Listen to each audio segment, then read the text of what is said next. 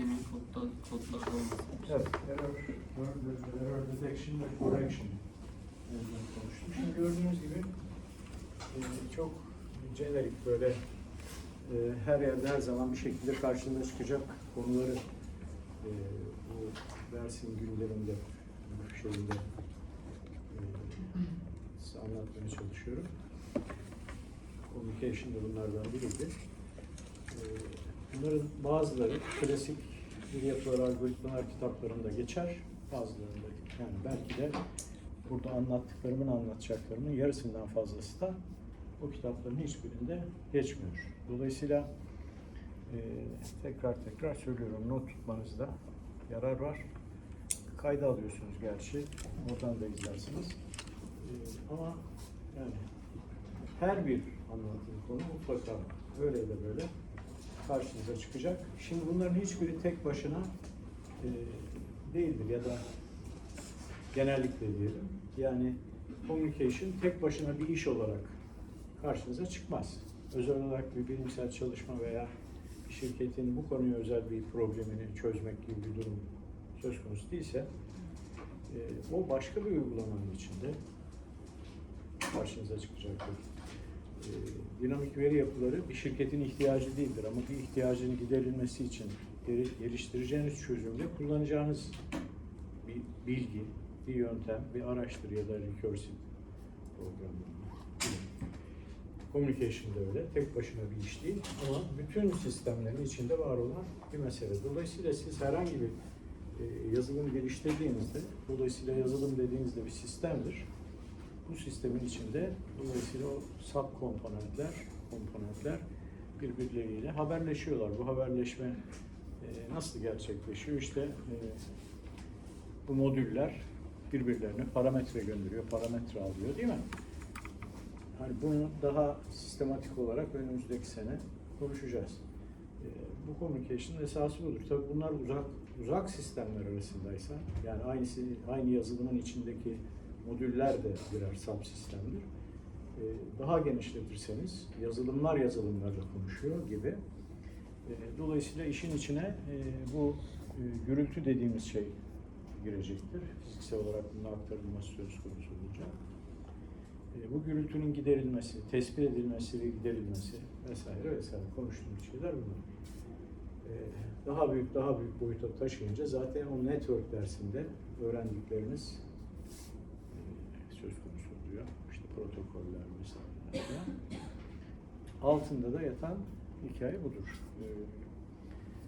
Orada error detection, correction kodlarına en son geldik. Yani sadece detect değil, correct etmek dedik. Ne dedik? The fundamental problem of communication, değil mi? Bunun çerçevesini çizdik. It's two-folded. There are two main objectives for every communication system we told. One is improving the reliability of the received message. For this, we do not send the message as a plain, straight message. Instead, we just encode it using some mathematical means, ways, or methods. Encode it and put it into some specific form, which can be understood or decoded at the receiving end, in the reverse order, right? By checking with the mathematical mechanism intrinsically received or inserted in the encoded message, encoded into the message. At the receiving end, we just work on that mathematics method in reverse order and decode the message and try to understand whether the message is correct. So this is the error detection part. If we can detect the message, then we check for the error positions and try to correct it. If we can, we correct it and continue. Otherwise, we just send some acknowledgement back to request a resend or something. It goes this way, right? So, as an example,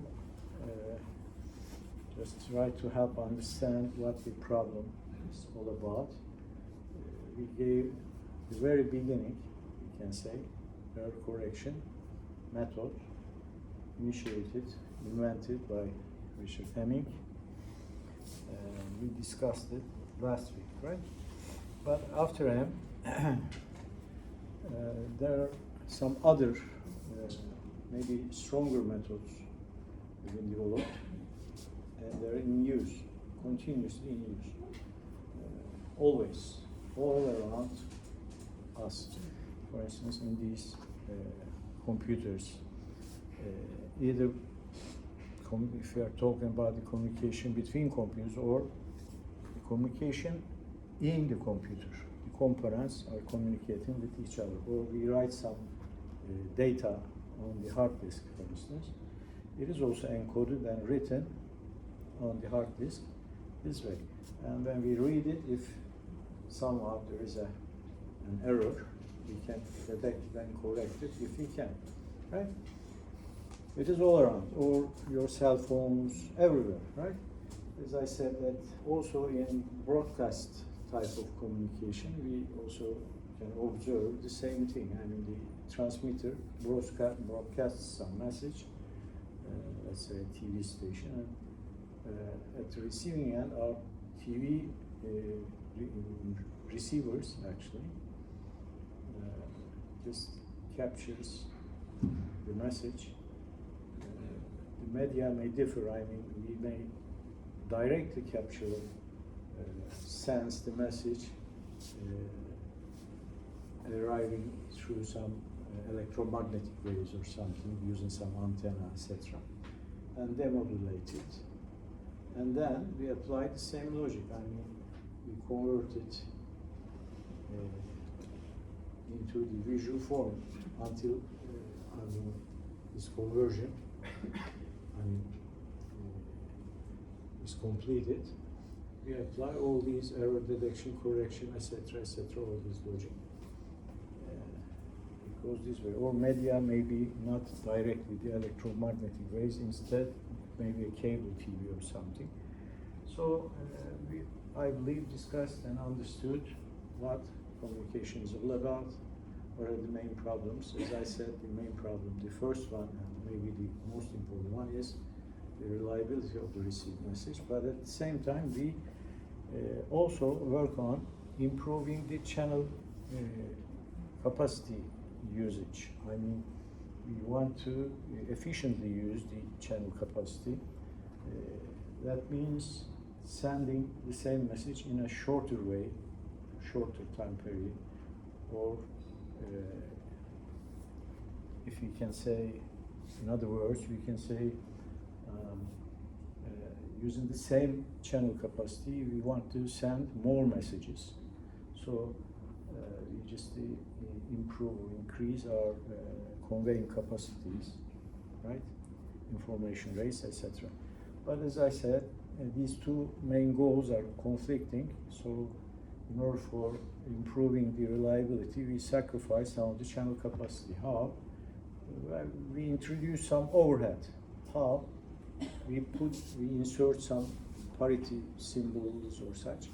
So these are the overheads. That means we just lengthen the message and send after inserting all these error correction codes, etc. We lengthen the message and send this way. So it goes in this way. We need to decide about the required error correction capability. Therefore, depending on the application in hand, therefore, we'll apply an error correction capability at that level. Although it cannot guarantee 100%, we just try to reach or meet those requirements, right? So guys, of course, as I said, there are other error correction coding mechanisms. You can find some textbooks, etc. I gave just the Hemming code example here, but maybe we can also share some other methods like read Solomon, etc. here. But let's for now skip it. and maybe later on, if you have time, we can come back to that point and discuss it further, all right? Any questions about communications? No. Great. Then today, I'll again jump into another very specific and very important topic. Why it is important? Because as soon as you get graduated and find a job, start working, I believe that most of you, maybe 70, 80, 90% of you will understand what an optimization problem is. You'll have to understand how, because you know the main purpose of automation is just improving the efficiency, right? Effectiveness. This is the main purpose of automation. I mean, if we're doing some job, let's say in 10 man hours, means that to complete it, we need to spend some 10 hours for one person, let's say. We just try to find some ways, methods, techniques to reduce it to, let's say, 9 man hours or something. This is the main purpose of automation. This is the optimization, right? We always try to minimize the costs or maximize the profits or gains, right? In every job. And this is why all these computers and everything are useful. This is the main purpose. This is why when you go find a job, you'll just fall into such a struggle, you know, in the factory, in the company that you're going to work in. We'll always deal with something like this. Either it sells something, let's say, building or developing nothing but just selling, buying from somewhere and selling to some people or companies, institutions, etc. It is the same. I mean, they also try to optimize the methods they use for selling or marketing their products, right? Optimization is the main purpose. Therefore, we need to understand what optimization is and what are the methods we use for optimization. Right. Today, broadly, we're going to talk about optimization and specifically linear programming. We call it linear programming. Although this topic is covered or assumed to be under operational research discipline, it's one of the main dealings of computer programmers or computer software developers, etc. We always try to develop some software working on this, optimizing the solution, right? And for this we use some methods. One of them, which is the most common and important method, is the linear programming. Its name is called linear programming, right? So today, I want to introduce the linear programming here and give you some examples about the problem types and solutions, all right? Linear programming we're going to talk about. Anybody has any idea about it? Linear programming or optimization? Anybody? Any idea about it? Probably not, but that is so interesting because, as I said, it's all around us. Right? You just work on this and only this, almost for a lifetime or something. So what are we talking about? Let's get into this and understand what linear programming is. Okay? First of all, what is optimization? Well, actually, as I said, let's say that we're building or developing some product. Therefore, inevitably, there should be some cost involved, right? Some cost. And reducing or minimizing this cost is one of the main purposes, right?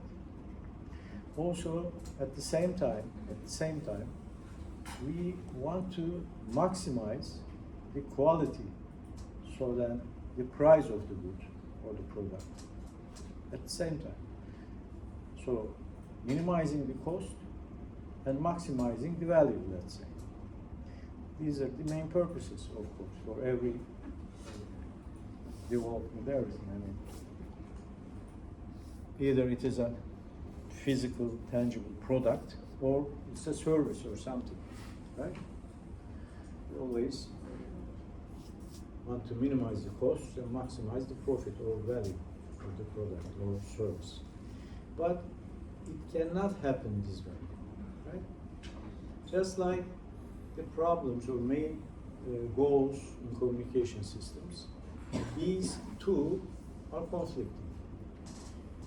I mean, in order to improve the quality or the value, you need to spend extra time. You need to use some, let's say, more expensive or quality material, right? Etc. etc. So this time and such material, all this stuff will cost you, right? So it increases the cost. Therefore, in most of the cases, the problem is not a maximization problem or minimization problem. If you're talking about a minimization problem, as I said, we're just, let's say, trying to minimize the costs, for instance, the working hours, whatever, right? In such a case, we can call it a minimization problem, right? Or let's say that you want the highest degree, 100, right? This is your purpose. This is your desire. So this is your maximum gain. Getting A, grading A, grade A for all courses, right? This is the expectation or your desire. But it has some cost, right? You need to spend some time on studying. Therefore, this is your cost. You need to sacrifice your time, leisure time, time for fun, whatever, to this, to studying this course and etc. This is the cost. So, again, you always want to minimize the necessary time spent on working on, right? And also at the same time, you want to maximize your grades. So if it's in this case, we cannot take it as a maximization problem. If you're trying to sell some product, again, you want to maximize the quality or the price, etc. So, or we can describe it in some other way. Let's say that we have a ship or truck or something with some capacity, right? Some capacity of, let's say, 5 tons or something, okay? Naturally, we want to use all the capacity, all the time. That means that that truck we want, if we're making money by using this truck, okay? Transporting some goods from some point to some point, so we're making money on this. We, of course, want to use this truck as much as possible, right? Or in other words, we want to maximize the, let's say, work hours of this truck and capacity, of course, in terms of hours and the capacity, 10 tons or 5 tons. That means we always want to full all the capacity, 5 tons, and use it 24 hours, 7 days, 27, right? But it is not possible because it has some limitations or constraints. What kind of constraints are we talking about? Well, for instance, working hours or a life time of a truck. Or if you're talking about the driver, truck driver, let's say you can want or ask the truck driver to work for 8 hours a day, right? At most. If you use 2 truck drivers, then you can increase it to 16 hours, maybe, in the best or most optimistic expectation. You can increase it to 16 hours for 2 truck drivers or 3 truck drivers. It makes 24 hours, right? But now your cost increases because now you're using 3 truck drivers.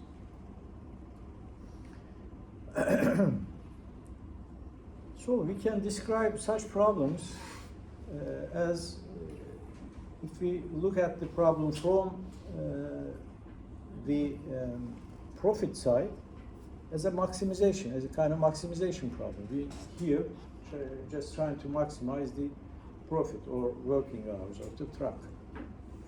Or if we look from the cost side, that means that we want to use as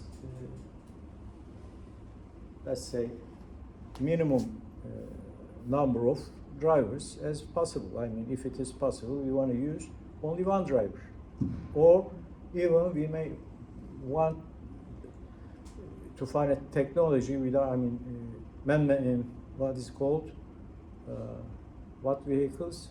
Unmanned vehicles, unmanned trucks. They are working on it. We may look for such solutions, etc. So we're just trying to minimize the cost. As I said, in the real life problems, mostly we cannot formalize such problems as a minimization or maximization problem. Instead, we need to find some optimum solution, right? Optimum solution, which is, let's say, use that many, let's say, drivers and for that many hours, and also you need to account also the truck's life cycle, right?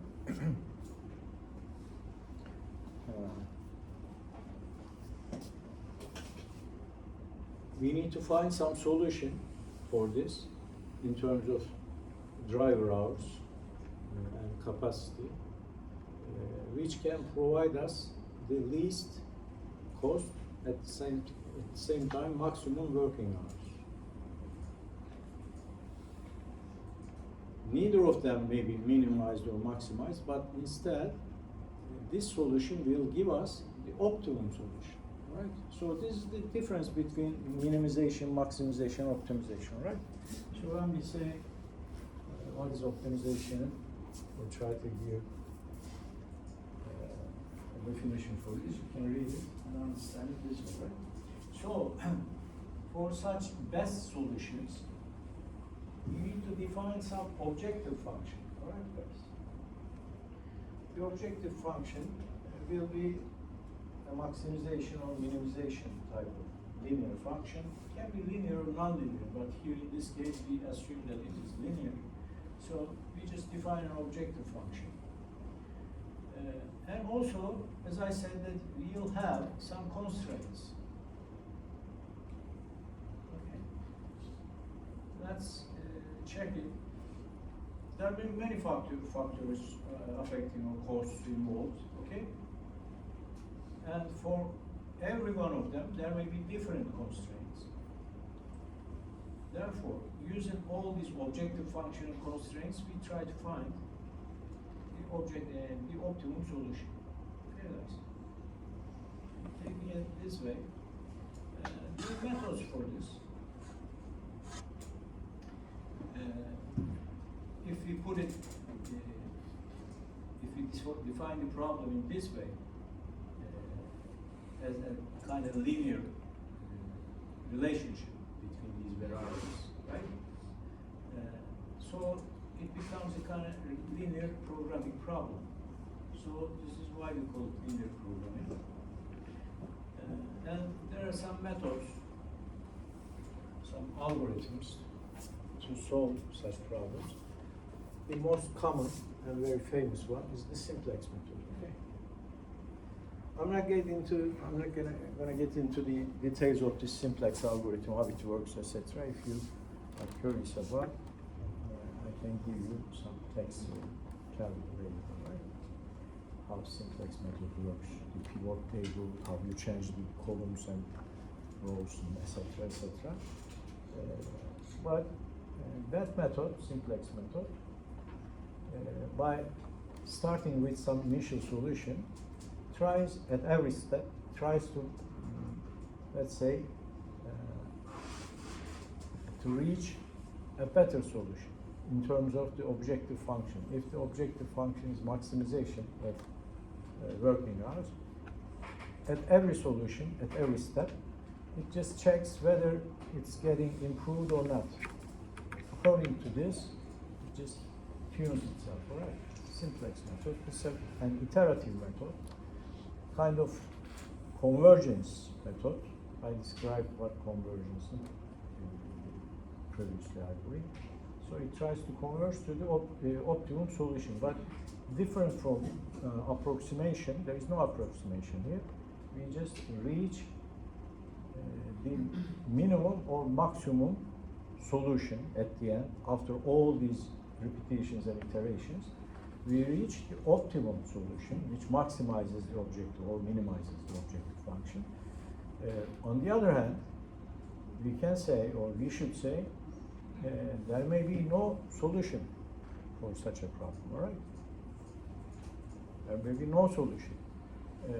That means that within these constraints, you may not be able to satisfy all the constraints and reach a maximization, minimization at the end, right? But if there is a solution, that simplex method finally finds it and gives us the solution. In what form? It just gives us use that truck driver that hour for that hours and this truck for that load, etc., etc. So this is your formulation, kind of, right? It's really easier to understand if you discuss it on some specific example. For instance, here, let's say that a company produces two products, okay, A and B, and there's some limited amount of resources. Of course, the objective is maximizing the profit, right? So,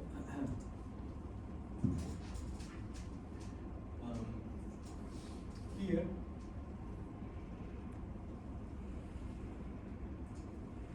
in terms of raw material, for producing this product, let's say, we need to spend that amount of X1, that amount of X2, in terms of the raw material, okay?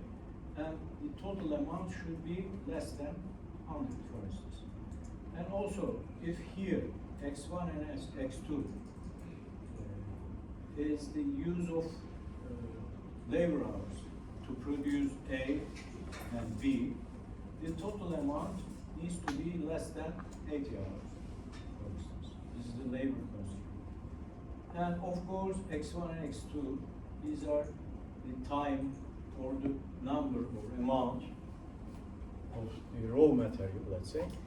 It's always positive, right? There's a non-negative rule here. I mean, if you're talking about the labor hours, you cannot talk about a negative labor hour, right? That labor, either he never works, which is 0, or he works for some hours, 2 hours, 3 hours, but it is always positive. Also, in terms of the material, it's the same. You consume some material, some raw material, you use them. If you do not use it, it's 0. But otherwise, it's always positive. So it is the non-negative rule. So the solution gives us the amount of hours and material to produce A and B at some certain amount, okay?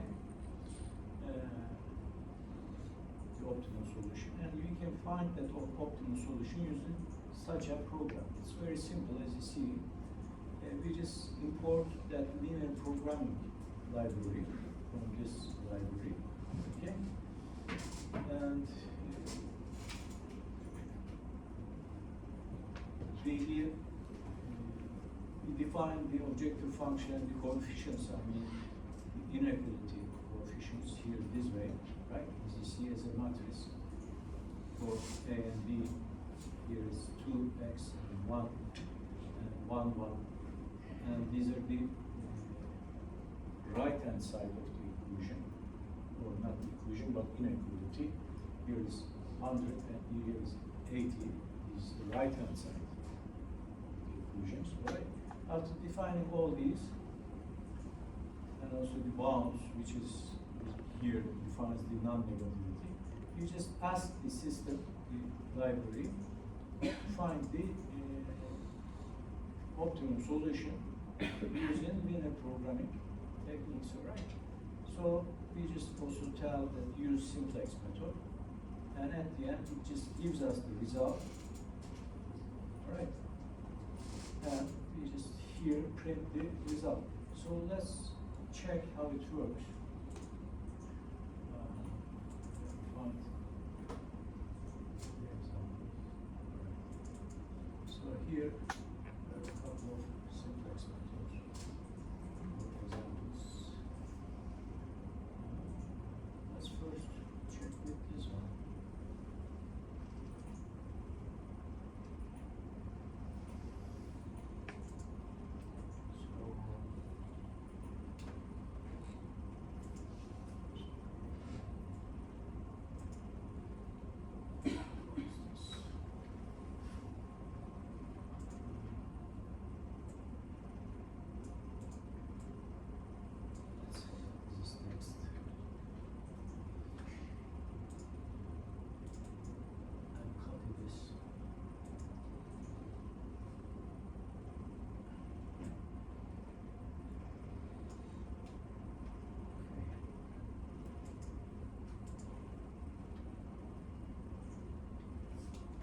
Run it.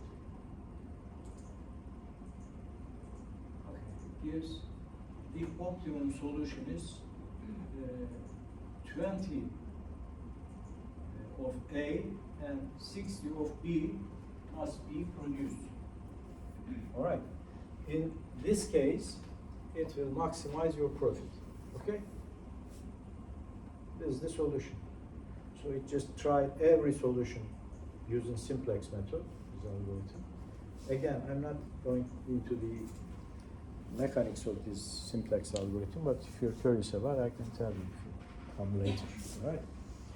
So using that algorithm, it just reached the optimal solution. If there was no optimum solution, it would give that there is no solution for this. Okay?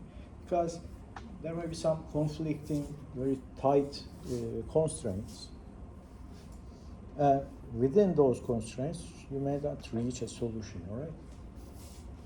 So this solution gives us the solution this way. Optimal solution is 20 of A you need to produce and 60 of B. In this case, that means you spend the minimum amount of raw material as possible, and at the same time you'll make the most money, okay? Right, guys. So it works this way. If we try to understand it, or let's say imagine it, what we're talking about, maybe visualizing it would help. Assume that here labor hours and etc. are described this way. Okay, these are the constraints in the same way. And let's now visualize the solution. So here, guys, these lines are describing the equations. I mean, we wrote some constraint, right? 2x1 plus 1 blah blah equals to something, or less than or equal to something. So this line defines this constraint. See, raw materials constraint. Okay? But this line is the labor constraint. See? It's very simple. I mean, if you give 0 to x2, this is x2, x1 will be 80, right? If you make 0 x1, now it becomes whatever, 50, because if you take it this way, all right? So, it goes this way, right? Sorry, it goes that way. It is 80, yeah. If, no, it is 100, yeah. If this is 0, it is 100. No, yok 80 değil mi? Yok, bu 80 ise nasıl oluyor? Bu 0 ise bu 80 oluyor, bu 0 ise böyle. Evet, böyle gidiyor. So, this point, the intersection point, is the optimum point, satisfying both constraints at the same time, maximizing the profit. So, this region is the feasible region, right? That means that within this region, any solution, let's say, this solution here is a solution. If we say that we are going to produce 50 of product B and whatever, 8 of product A, all right? Is this a solution? Yes, why not? Because it is within the constraints. It satisfies both of the constraints, right? But a solution beyond this limit or boundary or region is not a possible or feasible solution, right? We cannot produce that amount because that means that we just cannot satisfy both of these constraints, all right? It is somewhere here, right? So any solution within this region is feasible, but which one provides the best or optimum, or which one maximizes the profit? So it says that the intersection of these 2 points gives us the optimum solution, which is produce 60 of B and 20 of A, all right? Right, guys? So this is the visual explanation of it.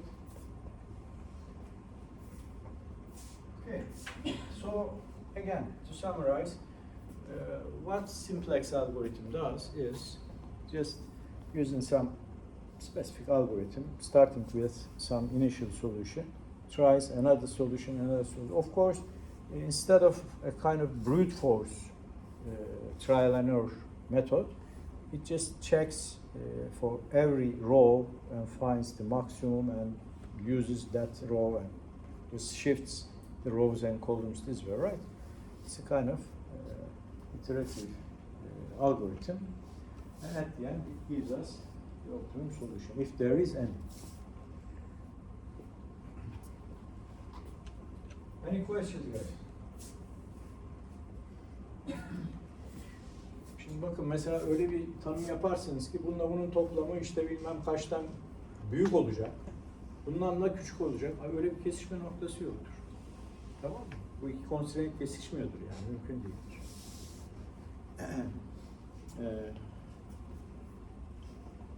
Değil mi?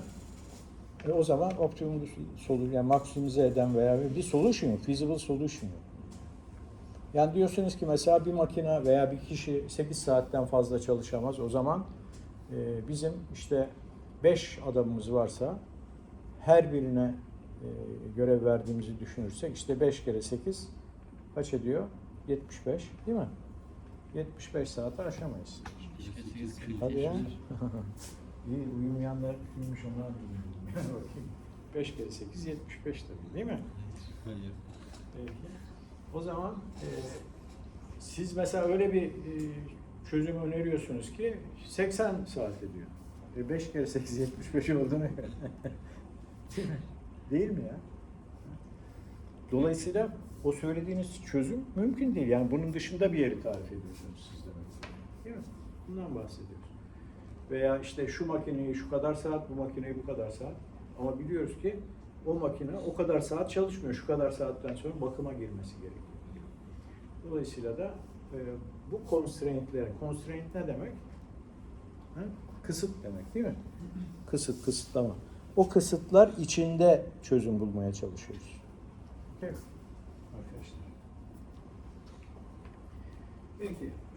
Şimdi başka bir örnek yapmışız burada.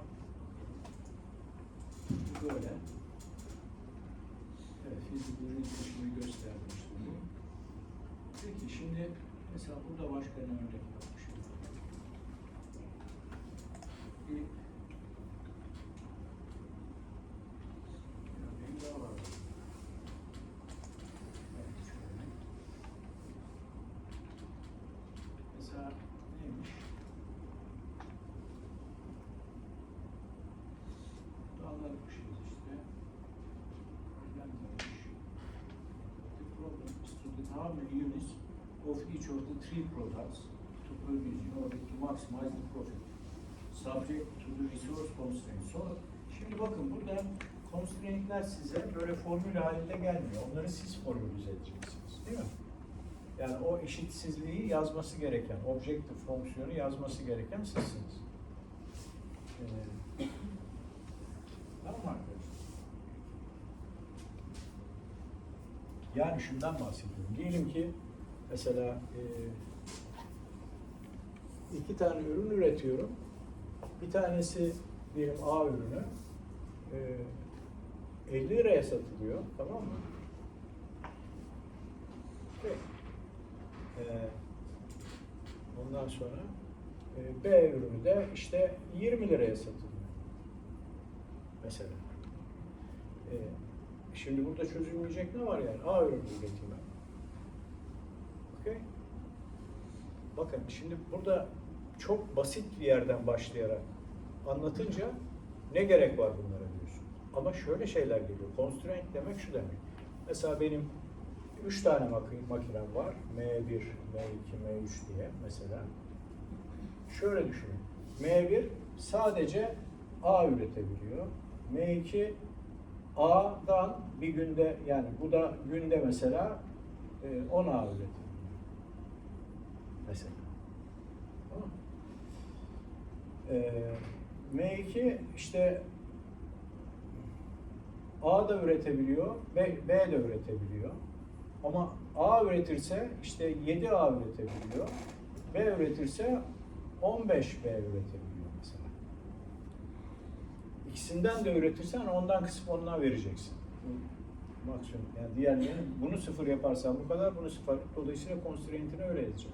Tamam mı?